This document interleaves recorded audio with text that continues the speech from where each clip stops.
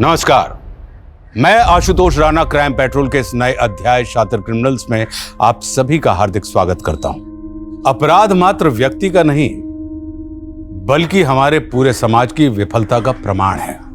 स्त्री के अपने गुण होते हैं और पुरुष के अपने गुण होते हैं, लेकिन जब से समाज ने औरतों को पुरुषों से कम आंका है तब से लेकर आज तक औरतें अपने बराबरी के हक के लिए संघर्षरत हैं। औरतों के साथ हो रहे अत्याचार कहीं ना कहीं पुरुष की मानसिकता का घोतक है कि वो औरत के साथ कुछ भी कर सकता है और औरत उसका कुछ भी नहीं बिगाड़ सकती।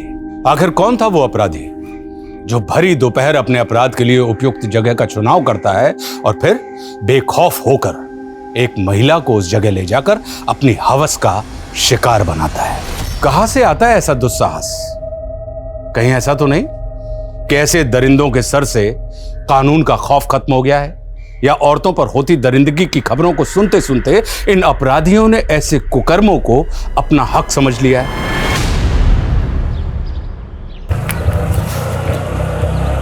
बस भैया, आजा मीता। ले भैया, ये भी ले, मिठाई लीजिए छोरा भाई। हाँ चल मीता, आज गृह प्रवेश है ना थारो। अच्छा रुक रुक रुक रुक, एक मिनट, रुक रुक रुक रुक, एक मिनट।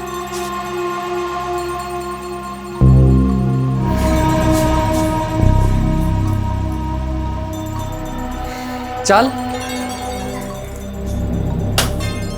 आजा।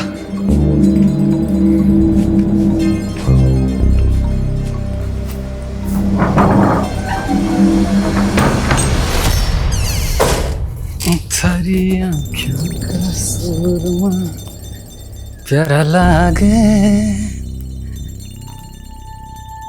रे चोखा लागे रे मन। अरे क्या कर रहे हो? रुको रुको, मने दो। मैं अरे तू आराम कर, मैं कर लूंगा। थे काम करोगे और मैं आराम ना। लाओ मने दो और वो डब्बो लेकर आओ। अच्छा ठीक है।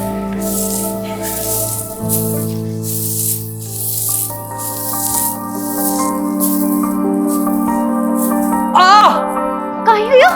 अब लग गई। क्या कर रहे हो? कोई आ जाएगा। शर्मा रही हो, मेरे से शर्मा रही है। देख, आज से हम दोनों एक दूसरे की परछाई हैं, एक दूसरे के सच्चे साथी, दुख में भी और सुख में भी, है ना?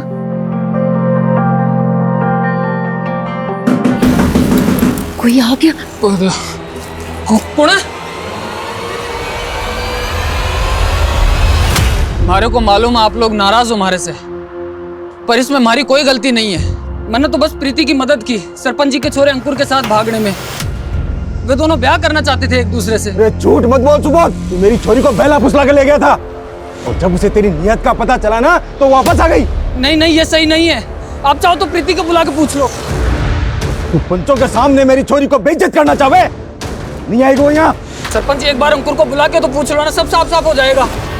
ये क्या कर रहे हो? तो सुनो, मेरे छोरे को बदनाम करता है। मारो इसे। नहीं नहीं नहीं, हमारी बात तो सुनो। मारो इसको, हाथ जोड़, मारो इसको। रुक जाओ, मत मारो, मैं जाके हाथ जोड़ू। मत मारो।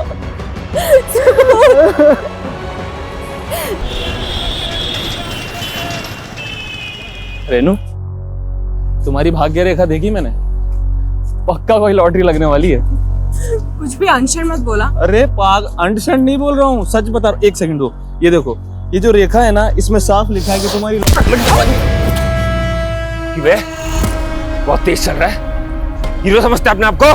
कौन है भाई आप? बताओ तुझे कौन हूं मैं? क्या कर रहे हो ये?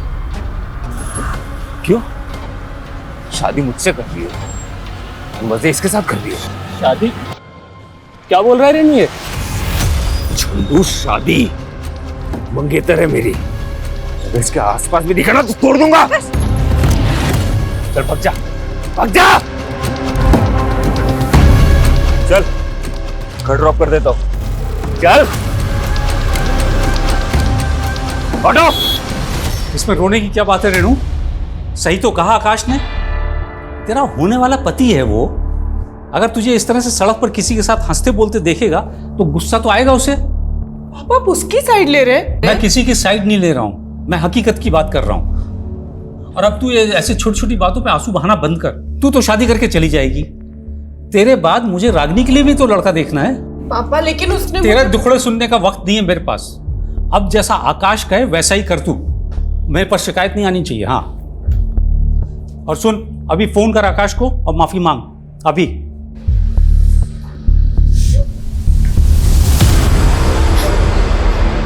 अरे बस ठीक हूँ मैं। अपनी हालत तो देखो, कितनी बुरी तरह मारा है उन लोगों ने।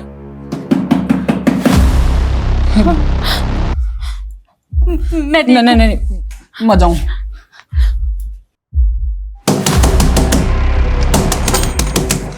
सुबोध, क्या हो गया? अरे भाग यहाँ से। अरे क्यों? गांव वाले आ रहे हैं तुझे मारने के लिए। क्या बात कर रहे हो ज्ञान? अरे सरपंच और प्रीति के घर वालों से तूने दुश्मनी मोल ले ली है, और ये किस चोरी से ब्याह करके ले आया तू? क्या सोचा था गांव वाले तेरा स्वागत करेंगे? तारे को तो सब कुछ मालूम है ज्ञान। पूरा गांव जानता है प्रीति और अंकुर की प्रेम लीला के बारे में। अंकुर के दबाव में मैंने सब कुछ किया। नीता से शादी करने के लिए मुझे कुछ पैसों की ज़रूरत थी, वो पैसे मांगे मैंने अंकुर से, और उसके बदले में ये काम किया। तो अरे ये सब कुछ उन लोगों को कौन समझाएगा? उनके सर पर तो खून सवार है। प्रीति के घर वाले और सरपंच ने मिलकर तुम दोनों को मारने का मंसूबा बनाया है। लेके भाग जा इस चोरी को। भाई जिंदा ना बच पाओगे तुम लोग, जिंदा ना बच पाओगे भाई। नहीं मित्र, तू फिक्र मत कर, कुछ नहीं होने दूंगा तारे को। पापा बात तो सुनिए मेरी, कुछ तो खा लीजिए आप। नहीं, मैं नहीं खाऊंगा। पहले तो आकाश को फोन करके माफी मांग। ठीक है पापा, मैं आकाश से माफी मांगने को तैयार हूँ। क्यों दीदी, आप क्यों आकाश से माफी मांगोगी? माफी तो उसे आपसे मांगनी चाहिए। शादी से पहले ही पापा वो दीदी पर इतने हुक्म चला रहा है, तानी शादी के बाद तो क्या करेगा? मैं तो आपसे कह रही हूँ, आप ये रिश्ता तोड़ दो। क्या अनशन पक रही है? रिश्ता ना हुआ, पेड़ पे लगा हुआ फल हो गया। जब जी चाह तोड़ दिया। अरे ऐसे रिश्ते बार बार नहीं मिलते। इंजीनियर है आकाश, लाख रुपए की उसकी तनख्वाह है। होगी, लेकिन पापा जिस घर में दीदी खुश ही नहीं रहेंगी वहां उस पैसे का क्या काम? चुप कर तू अभी छोटी है, तुझे समझ नहीं है। मैं जो कुछ भी कर रहा हूँ इसके भले के लिए कर रहा हूँ, और तू उल्टा सीधा मत डाल इसके दिमाग में। लेकिन पापा,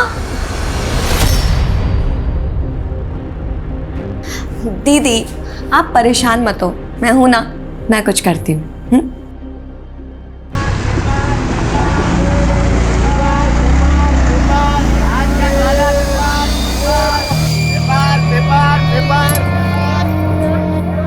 लो भैया, क्या देख रही है? गांव से बहुत दूर है हम, कोई नहीं आएगा। चल एक काम कर, तू यहाँ बैठ, मैं टिकट लेकर आता हूँ। हाँ, ये फोन में पैसे भी भरवा लाना। ठीक है, तू बैठ, मैं आता हूँ। हाँ,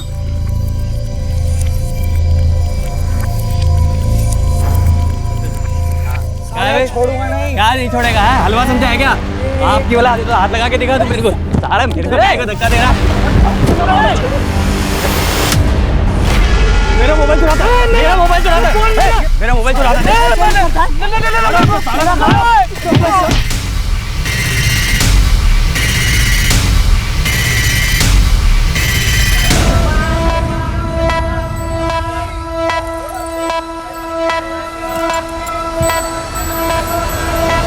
अब मैं चोर नहीं हूँ साहब, वो दोनों गुंडों ने मारे को फंसा दिया साहब। झूठ मत बोल, सबने देखा था तुझे, तेरे पास दो मोबाइल थे। अब उन दोनों में से एक तो मेरा फोन था, एक मेरी बीवी का फोन था साहब। सब हुआ क्या था कि मैं जा रहा था और उन दोनों में से एक बंदा मेरे से टकराया और मेरे गिर गया साहब, मेरा फोन भी गिर गया। उनमें से एक मेरा फोन उठा के बोलता है कि ये मेरा फोन है, मेरा फोन है, और वो चोर चोर चिल्लाने लग गए साहब। सब मेरी बीवी बस स्टैंड पे मेरा इंतजार कर रही है साहब। बस पुलिस के सामने जो भी आता है ना, दुख भरी कहानी सुनाता है। एक दिन लॉकअप में रहेगा ना तो सब कबूल कर लेगा। बंद करो इसको लॉकअप में। साहब मैं सच कह रहा हूँ साहब, मैं कुछ झूठ नहीं बोल रहा साहब, मैं चोर नहीं हूँ साहब। अभी साहब, आप जिसको ढूंढ रही हैं उनको तो मैंने दिल्ली की बस में चढ़ते हुए देखा है। क्या? हाँ, आइए आपको दिखाते हैं कौन सी बस में चढ़े। आइए पास में आइए।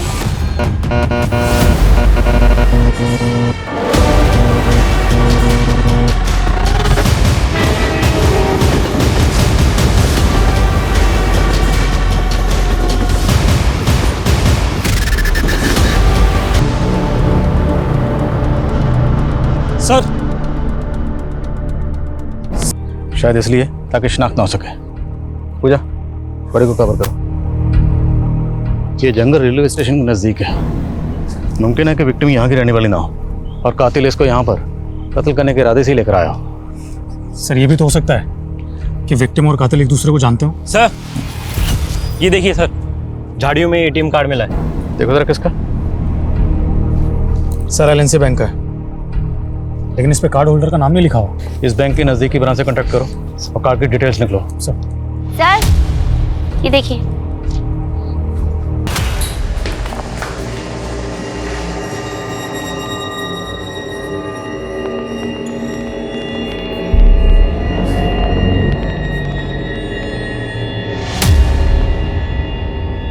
अच्छी लग रही हो। सॉरी हाँ, ये कुछ ज्यादा ही हो गया, मुझे पता है। लेकिन तुम भी मुझसे बहुत बहस करती हो। काम करो, तुम मुझे सॉरी बोल दो, ठीक है? सब कुछ यहीं पे खत्म करते हैं। आकाश I'm sorry। It's okay, आगे से ना। लेकिन मैं तुमसे शादी नहीं कर सकती। मैं किसी और से प्यार करती हूँ। आकाश, यहाँ पे तमाशा मत करो। तमाशा तुमने देखा ही है। मैं तुम्हें अपनी बीवी मान चुका हूं, इतनी आसानी से नहीं जाने दूंगा। किसकी वजह से मुझे छोड़ रही हो? इस चंदू की वजह से। काट के लाके रख दूंगा मैं। आकाश जबरदस्ती तुम मुझे हासिल नहीं कर सकते। अच्छा यही होगा कि मुझे भूल जाओ। प्लीज मुझे मेरी जिंदगी अच्छे से जीने दो।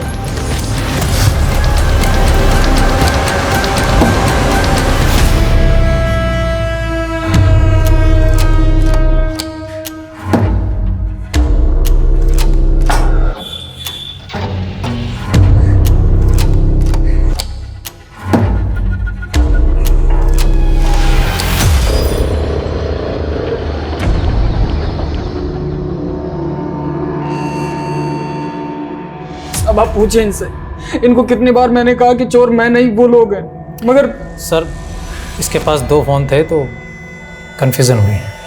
फिलहाल जाओ तो। Sorry sir. सब हमारी बीवी सर। तुम शांत हो जाओ, बैठो। बताओ क्या हुआ है? हमारी बीवी का कुछ पता नहीं चल रहा है साहब। आखिरी बार कहाँ देखा था उसको? जयपुर बस अड्डे पे साहब। और सर इन्हें ठगने वाले लोगों के बारे में भी हम पता लगा रहे हैं और काम करने के तरीके से लग रहा है जैसे कोई पेशेवर मुजरिम थे। सब हमारी बीवी का पता लगा लो साहब। सुबह तुम फिक्र मत करो, हम तुम्हारी बीवी को जल्द से जल्द ढूंढने की कोशिश करेंगे। ठीक है सर। बॉडी की शिनाख्त अभी तक नहीं हो पाई है। हालांकि पोस्टमार्टम रिपोर्ट से पता चला है कि लड़की की उम्र 23 से 25 साल के बीच थी। और सर लड़की की मौत बॉडी मिलने से 7 से 8 घंटे पहले हुई थी। और मारने से पहले विक्टिम के साथ फिजिकल रिलेशन बनाया गया, पर बॉडी पर किसी भी तरह के डीएनए सैंपल्स नहीं मिले। शायद प्रोटेक्शन यूज किया होगा। और सर बॉडी में नींद की गोलियां भारी मात्रा में मिली है। सर हो सकता है कातिल का यह प्लान रहा हो, पहले नशे की गोलियां देकर लड़की को बेहोश किया, फिर उसके साथ फिजिकल हुआ और फिर उसको मार दिया। इसलिए बॉडी पर किसी भी तरह का रजिस्टिंग मार्क्स नहीं है। वो स्टेडियम की डिटेल्स कब तक आएंगे? सर बैंक मैनेजर से बात की है, कार्ड बहुत पुराना है इसलिए थोड़ा समय लग रहा है। जब तक कार्ड की डिटेल्स आती हैं, विक्टिम की तस्वीर दिल्ली एनसीआर के सभी थानों में भेजो। शायद कहीं कोई मिसिंग कंप्लेंट फाइल हुई हो।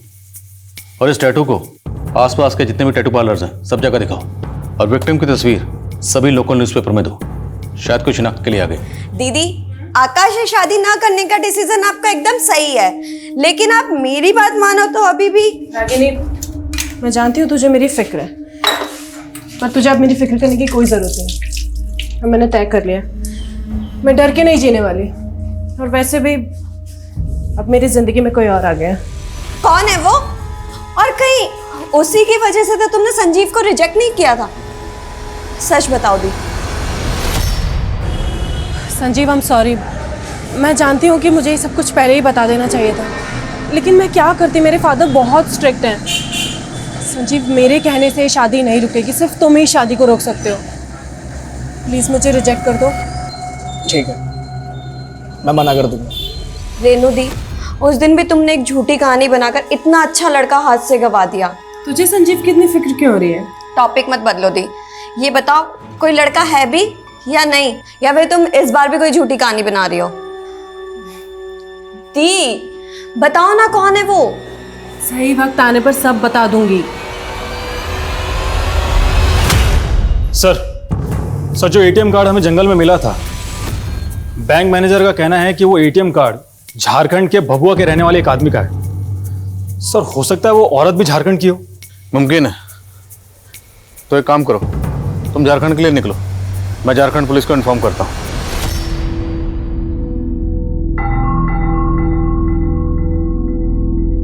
रेणु,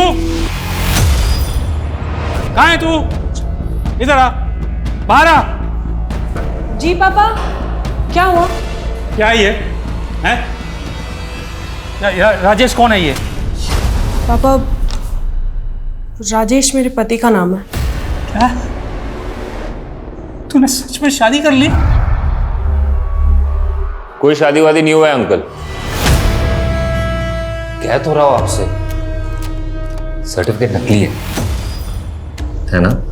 नहीं पापा, ये सर्टिफिकेट एकदम सच है। मेरी वाकई में शादी हो गई है। क्या है ये? अंकल आप दुखी मत हो, देखो आप शादी की तैयारी करो, मैं हूं ना, इसे तो मैं संभाल लूंगा। तो जैसे गुंडे से कभी शादी नहीं करूंगी। निकल जा मेरे घर से, बाहर निकल जा, बाहर जा। अंकल, तेरी शादी आकाश से ही होगी। सॉरी आकाश। अरे अंकल आप माफी क्यों मांग रहे हैं? प्लीज बुरा मत मान। नहीं अंकल आप टेंशन क्यों ले रहे हैं? मैं कह तो रहा हूँ आपसे, मैं संभाल लूंगा सब कुछ। अब शादी की तैयारी की क्या कर रहे हैं रेणु? मुझे मारेगी? मार।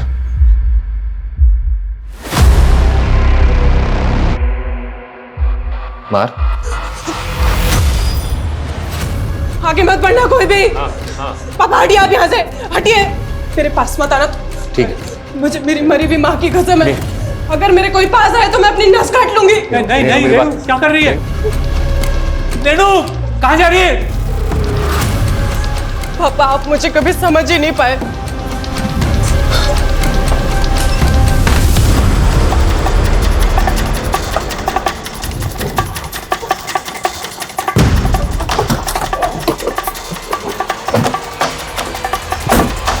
मुजाहिद आपका ही नाम है? जी साहब, हमारा एटीएम कार्ड चोरी हो गया था साहब। हम पंजाब में जेसीबी चलाने का काम करते हैं। अभी 2 हफ्ता पहले जब हम दिल्ली बस अड्डे पे बस का इंतजार कर रहे थे, तभी अचानक एक आदमी आधम का। कौन आदमी? साहब हम बस का राह देख रहे थे, तो आदमी हमसे आकर बोला कि हम भी झारखंड जाने वाले हैं। साहब वो हमसे बतियाने लगा, हमें बाथरूम जाना था, तो हमसे कहने लगा कि हम संभाल लेंगे तुम्हारा सामान। हमने भरोसा कर लिया साहब उस पर और लौट गए। जब वहाँ लौट कर वापस आए तो ना तो वो आदमी वहां पर था, ना हमारा सामान।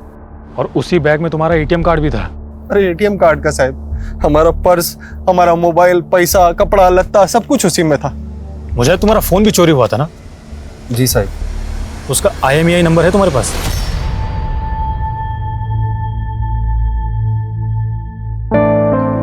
रागिनी, रागिनी रुक, मारी हूँ। रागिनी, अच्छा वो तुम मिल गई। रागिनी मैं कल दिल्ली जा रही हूँ। मुझसे बात मत करो तुम। Ragini I am so sorry, पर तू ही बताना मैं क्या करती। वो उस आकाश से शादी करके अपनी जिंदगी तो नहीं बर्बाद करती ना? पर मेरी कर दी ना। मतलब तुम तो चली गई, पर तुम्हारे किए की सजा मुझे भुगतनी पड़ेगी। रागिनी एक मिनट, साफ साफ बता हुआ क्या है? आकाश बेटा, हाँ बाबा, मुझे माफ कर दे, मैं अपना वादा पूरा नहीं कर पाया। देखिए जैसे हाथों की सारी उंगलियां एक जैसे नहीं होती, वैसे ही सारी औलादें एक जैसे नहीं होती। आप अपना वादा पूरा कर सकते हो अभी भी। मैं रागिनी से शादी कर लूंगा, अगर आपकी इजाजत हो तो। बिल्कुल, बहुत अच्छी बात कही तो। रागिनी, तू करेगी ना आकाश से शादी? तू आकाश से शादी करेगी? ये सब तुम्हारी वजह से हो रहा है। रागिनी मेरी बात तो सुन।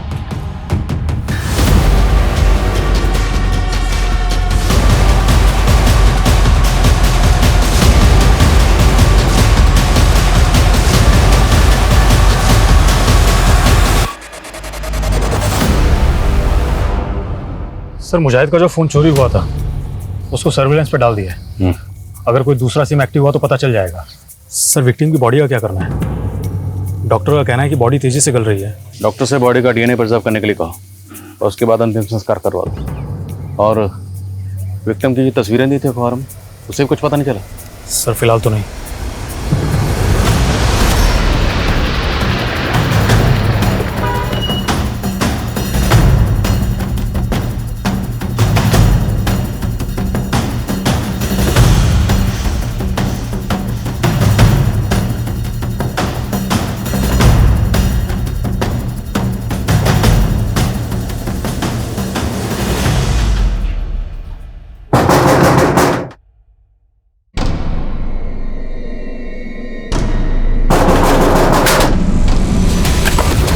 여기 자 정보.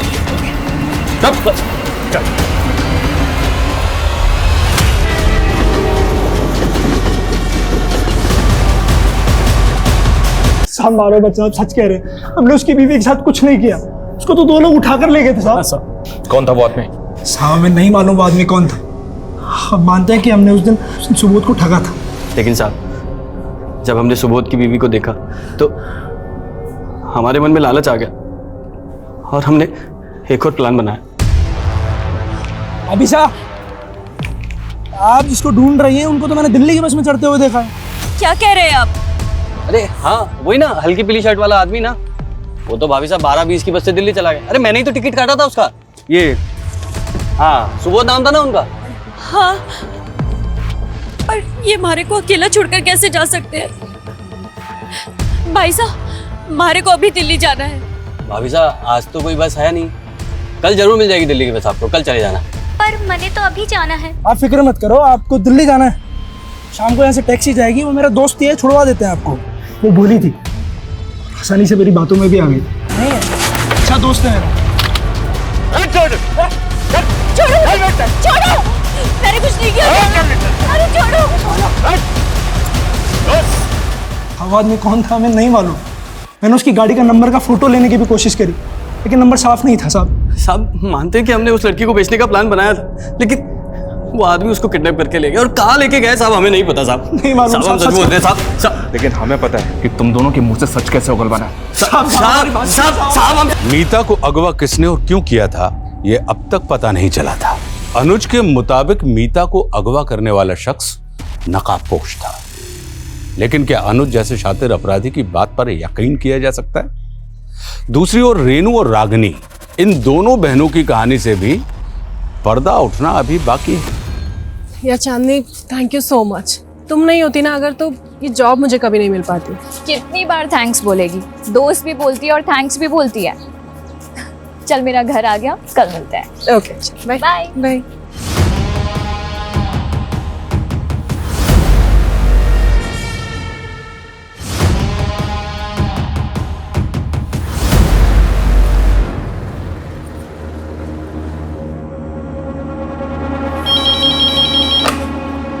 हेलो। अब हेलो पापा, मैं रेनू।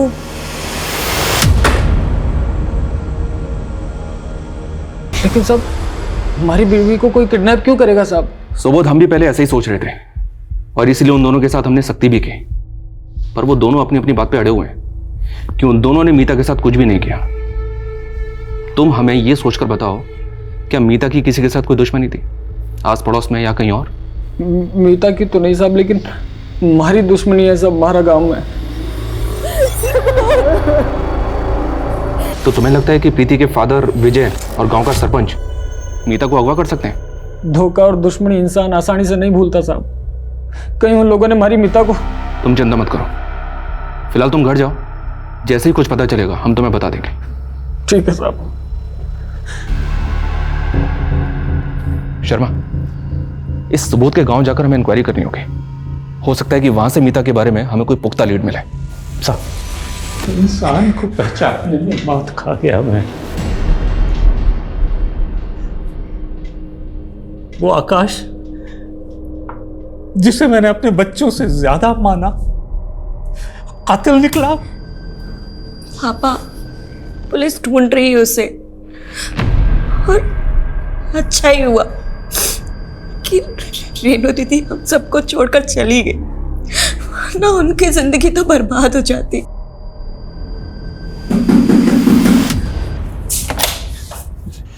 मुझे बचा लो, दरवाजा बंद करो, पुलिस मुझे ढूंढ रही है। रागिनी दरवाजा बंद करो। निकलो यहाँ से। रागिनी मैं कह तो रहा हूँ, पुलिस मुझे ढूंढ रही है। आकाश निकलो यहाँ से। क्या बकवास कर रही हो? तुम मेरी होने वाली बीवी हो। मेरा तुमसे कोई रिश्ता नहीं है, चलो निकलो यहाँ से। निकलो। वो ठीक करिए, तुम्हारा उससे अब कोई रिश्ता नहीं है।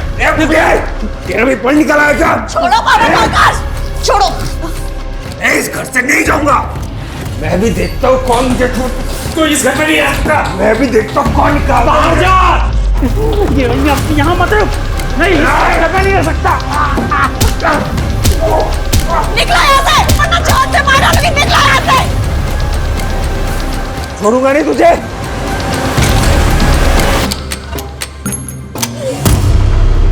अरे नहीं साहब, हमारी दुश्मनी तो सुबोध से थी। मीता को अगवा करके मेरे को क्या मिलेगा? साहब जरूर किसी ने आपके कान भरे हैं। देखिए इस उम्र में हड्डियां कमजोर हो जाती हैं, जोड़ने में टाइम लगता है। क्यों बेकार में तोड़वाना चाहते हैं? धमकियां किसी और को देना साहब, सरपंच हूं गांव का, नियम कायदे मैं भी जानता हूं। जब कह रहा हूं मीता को अगवा नहीं किया तो नहीं किया। कोई सबूत है आपके पास? सबूत हो ना तब आना। जयराम जी की। सर मुजाहिद का जो फोन चोरी हुआ था वो जयपुर में एक्टिव हुआ एक नए नंबर के साथ। किसका नंबर है?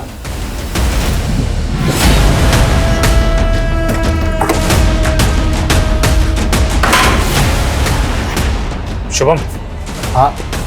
अरे लेकिन लेके चलो सर। अरे मैंने किया क्या है? लेकिन मारे को मत मारो साहब जी, मैं सब बता रहा हूँ। आपने मैंने वो फोन एक मोबाइल की दुकान से खरीदा था। वो आदमी सेकंड हैंड फोन बेचता है। वो फोन तुमने कौन सी दुकान से खरीदा था? अरे चल निकल। क्या होगा साहब? अरे बात क्या है? सब मैं बताता हूँ। साहब मैं मानता हूँ कि मैंने चोरी का फोन बेचा है साहब, लेकिन ये कत्ल वतल से मेरा कोई लेना देना नहीं है साहब। किसको बेचा? अरे साहब दिन में 10 लोग आते हैं, 10 फोन बेचा। 10 लोगों के चेहरे याद कर और बता किस किस को बेचा था। तेरी दुकान में सीसीटीवी तो है ना?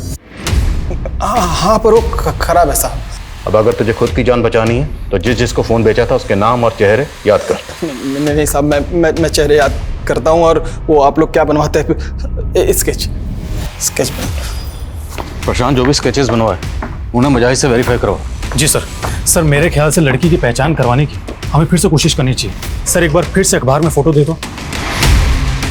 तो इस बार विक्टिम और उसके हाथ में जो टैवा देश के बाकी अखबारों में छुपो शाशनाख्तों पर। सर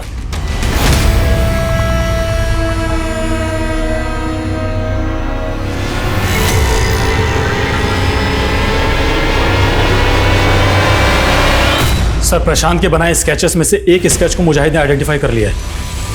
ये रहा वो स्केच और इसे उठा लिया है।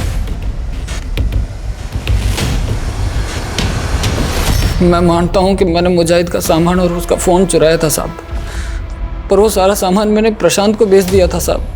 तुमने जो मुजाहिद का सामान चुराया था उसमें मुजाहिद का एटीएम कार्ड भी था और वो एटीएम कार्ड हमें एक लड़की की डेड बॉडी के पास मिला। वहाँ कैसे पहुँचा? मतलब तुमने पहले उस लड़की का मर्डर किया, सामान प्रशांत को भेजा और वो एटीएम कार्ड तू गलती से वहीं भूल गया, है ना? साहब ये सच नहीं है साहब, मैं कोई खूनी नहीं हूँ साहब।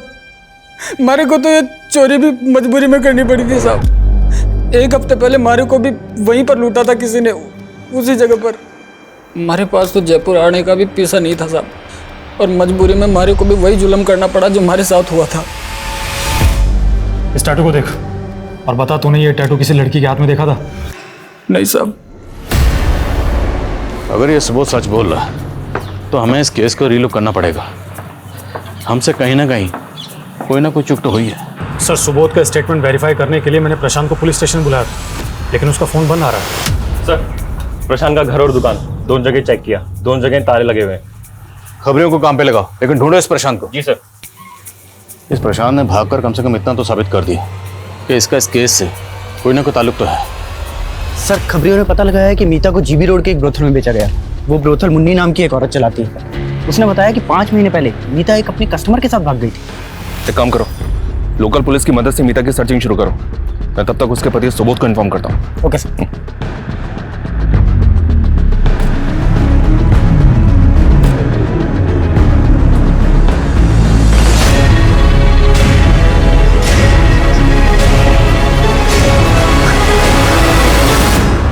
मेरी बेटी रागिनी ही है। उसके हाथ में ही ऐसा टैटू बना था। वो अपनी बहन रेनू को ढूंढने यहाँ दिल्ली आई थी। मुझे क्या पता था एक बेटी की तलाश में दूसरी बेटी भी खो दूंगा। रागिनी का फोन स्विच ऑफ है। क्या आपके पास आपकी बड़ी बेटी रेनू का फोन नंबर है? मुझे उसका पुराना नंबर याद है। नंबर बताइए। सर रेनू का फोन स्विच ऑफ आ रहा है, लेकिन मोबाइल कंपनी से पता चला है कि उसने नंबर लेने के लिए इलेक्ट्रिसिटी बिल सबमिट किया था, जिस पर फरीदाबाद का एड्रेस है। फरीदाबाद? जी सर। सर जब वहाँ पहुंचे तो मालूम चला कि रेनू फरीदाबाद से जयपुर जा चुकी है।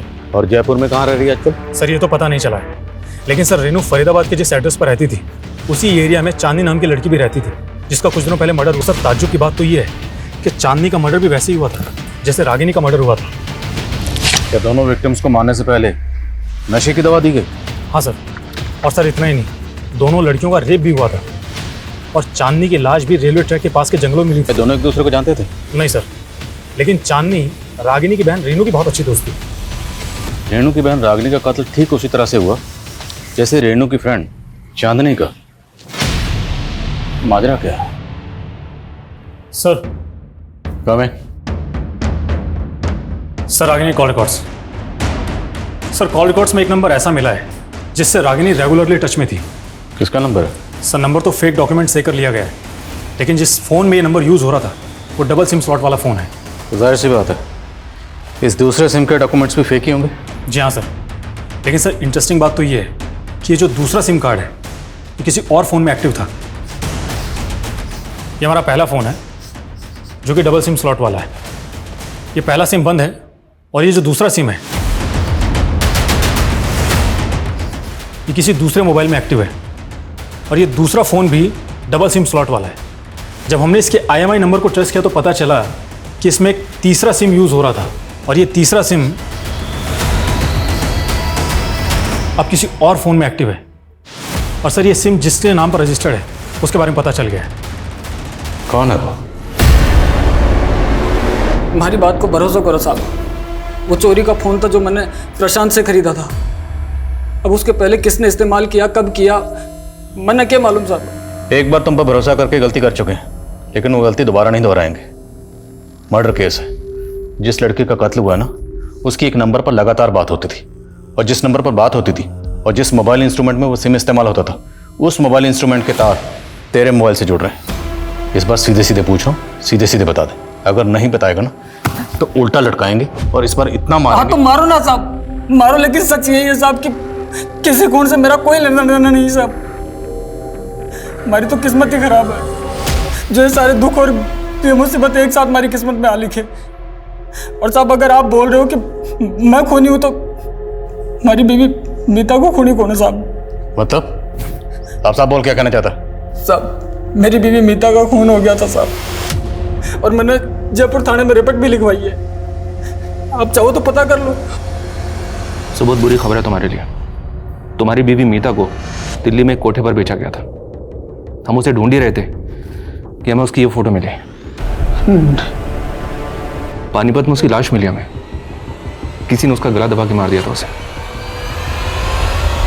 सर मुझे नहीं लगता सुबोध खूनी हो सकता है। मैंने पता किया है, इसकी वाइफ का मर्डर हुआ था और ये बात सच है। हालांकि चांसेस कम है पर फिर भी क्वेश्चनिंग करते रहो। प्रशांत के बारे में कुछ पता चला? सर तलाश जारी है। ढूंढो उसे। सर साला भी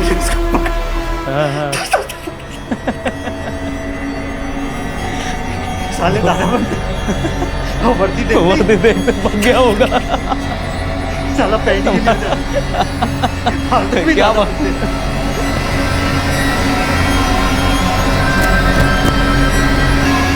भाई 2 मिनट जोर से लगी। सुखराम जल्दी आओ, खुद को मारने की कोशिश की इसने। एम्बुलेंस बुलाओ जल्दी। हेलो, हाँ मैं हॉस्पिटल में हूँ।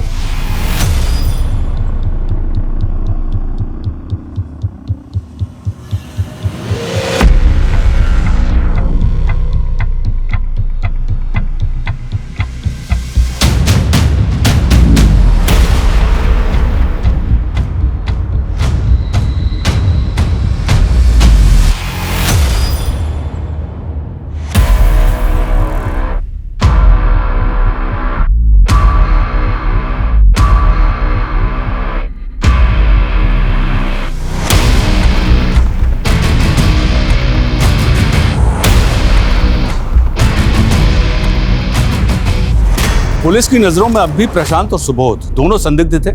पुलिस ने सुबोध की फोटो कई रीजनल अखबारों में छपवाई। कई हफ्तों तक यह सिलसिला चलता रहा। अंततः पुलिस के हाथ कुछ ऐसा लगा जिसने इस केस का सबसे बड़ा खुलासा किया। एक ऐसा सच सामने आया जिसने सबको अचंभित कर दिया। सर, इस सुबोध को तो हम निर्दोष समझ रहे थे, ये तो बड़ा ही शातिर निकला।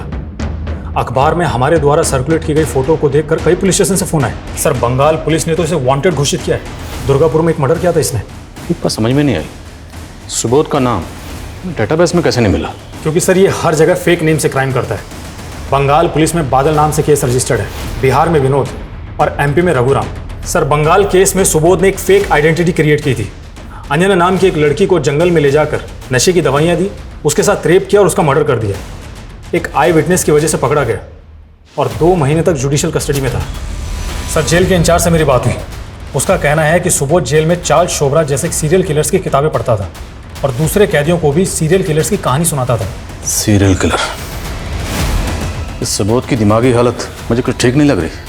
सर, जेलर को भी यही लगता था, तो उन्होंने साइकेट्रिस्ट को कंसल्ट किया और साइकेट्रिस्ट का कहना था कि सुबोध सेक्स एडिक्ट है और उसके लिए वो मर्डर भी कर सकता है। अच्छा, इसकी जमानत तो हुई नहीं होगी, फिर ये छूटा कैसे? सर, सुबोध ने वही तरीका वहाँ अपनाया जो उसने यहाँ अपनाया था। सुसाइड का नाटक करके अस्पताल में भर्ती होकर चकमा देकर भाग गया। अच्छा, सुबोध ने बंगाल के अलावा और कहाँ मर्डर किए? सर, सुबोध ने कुल 11 मर्डर किए हैं, अलग अलग नाम से, और सब में विक्टिम औरतें थीं। गुजरात, मध्य प्रदेश, पंजाब, हरियाणा में भी मर्डर किए सुबोध ने। तो मतलब अगला मर्डर ये दिल्ली में नहीं कहीं और करेगा। ये कहीं ना कहीं तो अगले शिकार की तलाश में होगा। वर्मा, इससे पहले ही किसी और मासूम को अपना शिकार बनाए, ये सुबोध मुझे सलाखों के पीछे चाहिए। सर, हेलो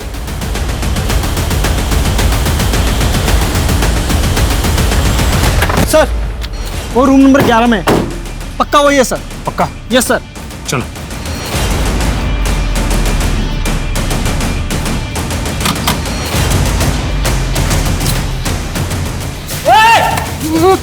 सुबोध, बहुत घुमा लिया तूने हमें। अब पुलिस स्टेशन चलने का समय आ गया। लेके चलो इसे। खूब दौड़ाया ना आप लोगों को, लेकिन अब और परेशान नहीं करूंगा। बता दूंगा सब कुछ। हमारी मीता, जिसको उन कमीनों ने धंधे पर बैठा दिया था, आपको तो पता ही चला होगा ना? पता है हमें। हमारी बीवी मीता अपने किसी कस्टमर के साथ भाग गई थी। अरे वो कस्टमर नहीं तो था, पहले भगा के ले गया उसे और मार दिया। फिर क्यों मारा मीता को? मैली हो गई थी ना साहब। मीता की मौत के बाद मानो मन नया जन्म मिल गया हो। सालों तक लोगों ने सताया मारे को, पर अब हमारी बारी थी। रेणु कहाँ? यहीं दिल्ली के त्रिनगर में शादी की थी उससे मैंने। और रेणु की बहन रागिनी, उसे क्यों मारा? रेणु के साथ उसे मार्केट में देखा था मैंने। रागिनी बड़ी पसंद आई थी मैंने, लेकिन रागिनी से पहले रेणु की सहेली चांदनी से मिला मैं। और बाद में मुझे पता चला कि रेणु रागिनी को बार बार फोन करती थी और वहीं से रागिनी का नंबर चुराया मैंने और फिर रेणु से मिलने के बहाने उसे दिल्ली बुला लिया। बस बस भाया। यहाँ पर किस लिए? यहीं से जाना पड़ेगा, वो पूरा घूम के जाएंगे तो टाइम लग जाएगा ना।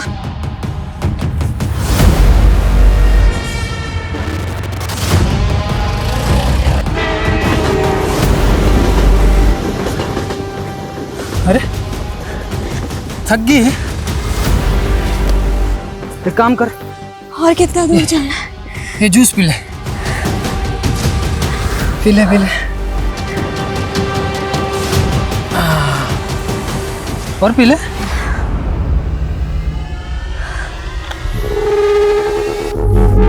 चलो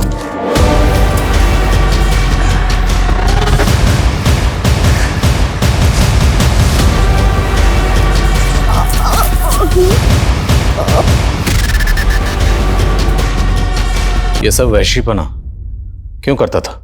हमारे को भी शोभराज भैया की तरह अलग अलग लड़कियों को चखने का चस्का लगा था। तूने सभी विक्टिम्स को किसी रेलवे स्टेशन के पास वाले जंगल में ले जाकर मारा और वहां ले जाकर मारने से पहले तूने नशे की दवाई देता था। कहां से सीखा ये सब? अभ्यास किया था साहब, खूब पढ़ता था मैं जेल में।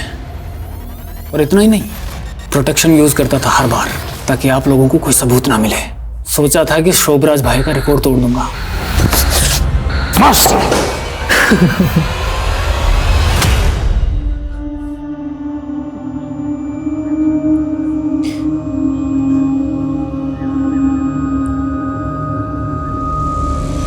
सुबोध ने अपने स्टेटमेंट में जो खुलासे किए थे वो काफी चौंका देने वाले थे। सुबोध एक कुख्यात अपराधी के किस्सों और कारनामों से काफी प्रभावित था। उस अपराधी को वो अपना आदर्श, अपना रोल मॉडल मानने लगा था और उसके जैसा बनने की सनक में वो ठीक उसी अंदाज में अपराध किया करता था। सुनने में कितना विचित्र लगता है ना, लेकिन अफसोस कि ये आज के युग की सच्चाई है। जिस तरह मनोरंजन के नाम पर खबरों को सनसनीखेज बनाकर हमारे सामने पेश किया जाता है, ये भी इसकी एक वजह है। न्यूज चैनल और अखबार में हमें अक्सर कुख्यात अपराधियों का महिमा मंडन सुनने को मिलता है, पढ़ने को मिलता है। एक भगोड़े व्यापारी से लेकर एक फ्रॉड बाबा की आलीशान जिंदगी को हमारे सामने एक रोमांचक कहानी की तरह पेश किया जाता है और युवा अक्सर ऐसे बैड बॉयज की कहानी से आकर्षित होते हैं और उनके जैसा बनने की चाह पालने लगते हैं। वो ये सच नजरअंदाज कर देते हैं कि इन सभी शातिर अपराधियों की जिंदगी सिर्फ एक छलावा मात्र है और कुछ नहीं। यह अत्यंत आवश्यक है कि आज का युवा अपने आदर्श सोच समझकर चुने। अब मैं आशुतोष राणा विदा लेता हूं आपसे। हम फिर से मिलेंगे एक ऐसी ही कहानी के साथ जो आपको रखेगी सतर्क और जिंदगी को सुरक्षित। तब तक अपना और अपने परिवार का ख्याल रखिए और देखते रहिए क्राइम पेट्रोल सतर्क। जय हिंद।